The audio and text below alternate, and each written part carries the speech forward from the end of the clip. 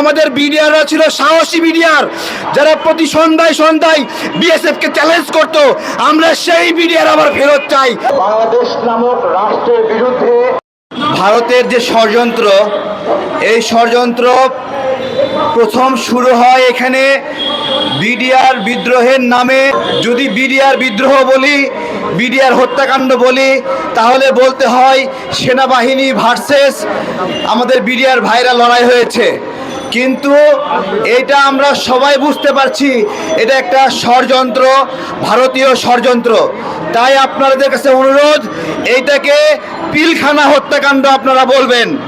পিলখানা হত্যাকাণ্ড, আমাদের এই পিলখানায় ভারতীয়দের হত্যাকাণ্ডর ন্যারেটিভ বদলে দিয়েছে যে আমাদের ভাইয়েরা ভাইদেরকে হত্যা করেছে।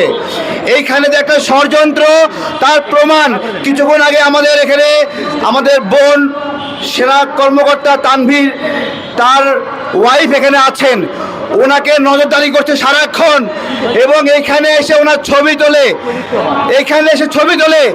এইখানে গোয়েন্দাগিরি মারাতে আসছে এনএসআই এর লোকেরা, বিভিন্ন গোয়েন্দা সংস্থার লোকেরা।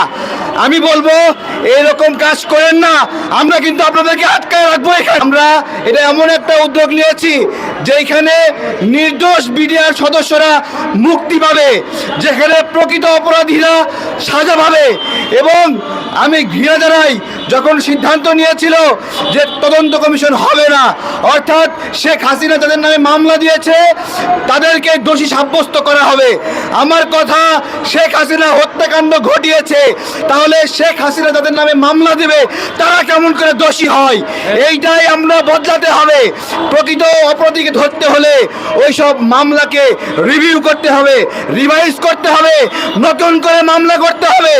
এইখানে জিজ্ঞাসা করতে হবে তাপসের কোনো সম্পৃক্ততা আছে কিনা, জাহাঙ্গীর কবির নানকের সম্পৃক্ততা আছে কিনা, অথবা ওই দিন যে সকল সেনা অফিসার পিলখানার সামনে নীরব দর্শকের মতো দাঁড়িয়েছিল তাদেরকে জিজ্ঞাসা করতে হবে তোমাদের শরীরে রক্ত ছিল না, দাঁড়িয়েছিল কেন, আমাদের ভাইদেরকে কেন বাঁচাইলে না, তাদেরকেও বিচারের আওতায় আনতে হবে।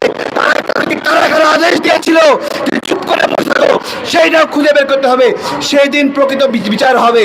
ধন্যবাদ জানাই আমাকে কথা বলার সুযোগ করে দেওয়ার জন্য। আরও আলোচনা রাখবে তানভীর ভাইয়ের ওয়াইফ, আলোচনা রাখবে অন্যান্য বিডিআর সদস্য বক্তব্য রাখবে, আমাদের সেনা অফিসাররা বক্তব্য রাখবেন।